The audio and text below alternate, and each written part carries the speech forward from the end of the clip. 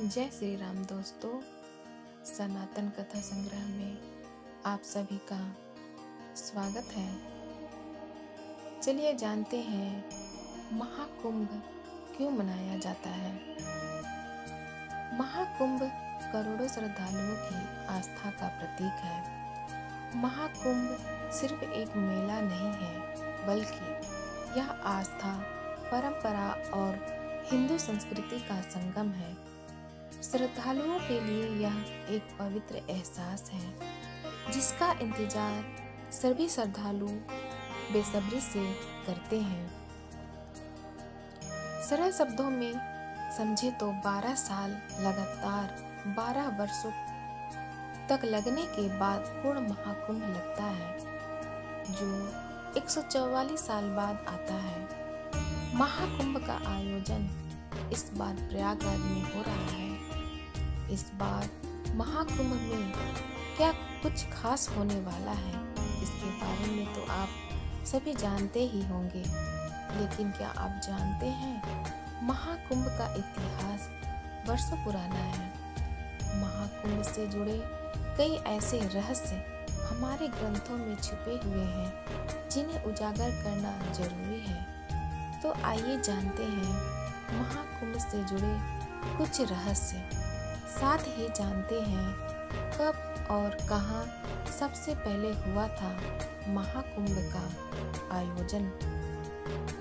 कुछ ग्रंथों में उल्लेख है कि सतयुग से ही इस मेले का आयोजन किया जा रहा है। हालांकि किसी भी पुराण में विस्तार से इसके बारे में कुछ नहीं बताया गया है कि कब और कहां हुआ, यह अस्पष्ट है। कुछ ग्रंथों में बताया गया है कि कुंभ मेला का आयोजन 850 साल से भी ज्यादा पुराना है।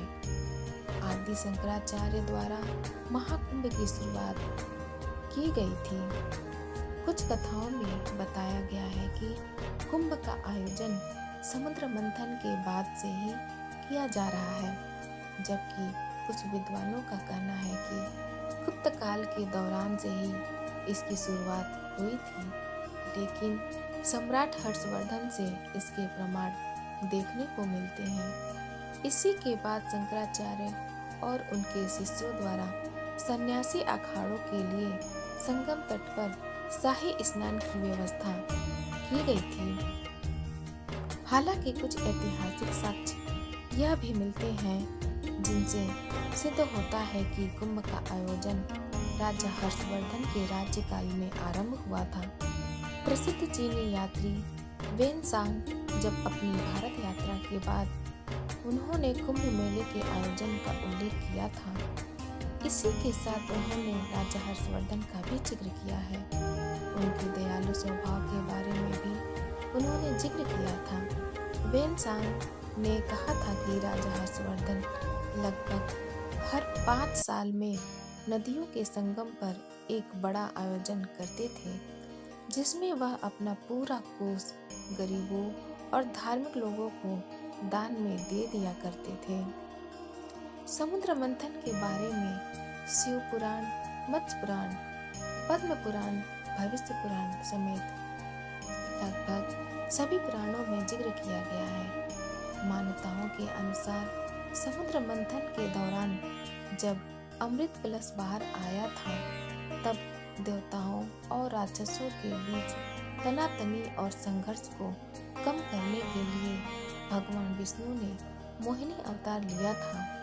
इसके बाद जब देवताओं और राक्षसों के बीच संघर्ष काफी ज्यादा बढ़ गया, तो उन्होंने इंद्रदेव के पुत्र जयंत को यह अमृत कलश सौंप दिया गया। जयंत कौवे का रूप धारण कर राक्षसों से अमृत कलश को छीनकर उड़ चले थे। जब वह घट को लेकर भाग रहे थे, तो अमृत कलश से कुछ बूंदे प्रयागराज, उज्जैन, हरिद्वार और नासिक में गिर गई थी। जहाँ जहाँ अमृत कलश की बूंदे गिरी, वहाँ कुंभ मेला का आयोजन किया जाता है। जब जयंत कौवे के रूप में अमृत कलश लेकर जा रहे थे, तो उनकी जीभ पर भी अमृत की कुछ बूंद लग गई थी। जिस वजह से कौवे की आयु लंबी होती है।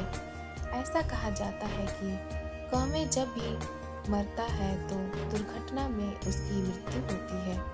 अमृत कलश लेकर जब जयंत भाग रहे थे तो कुछ बूंदें प्रयाग, उज्जैन, हरिद्वार और नासिक में अमृत की बूंदें गिरी थी, इसलिए यहाँ कुंभ किया जाता है। इसके अलावा अमृत की कुछ बूंदें दुर्वा घास पर गिर गई थी, जिस वजह से दुर्वा को पवित्र माना जाता है और सर्वप्रथम पूजनीय देवता गणेश जी को अर्पित किया जाता है। प्रयागराज में लगने वाले महाकुंभ का महत्व अधिक माना गया है।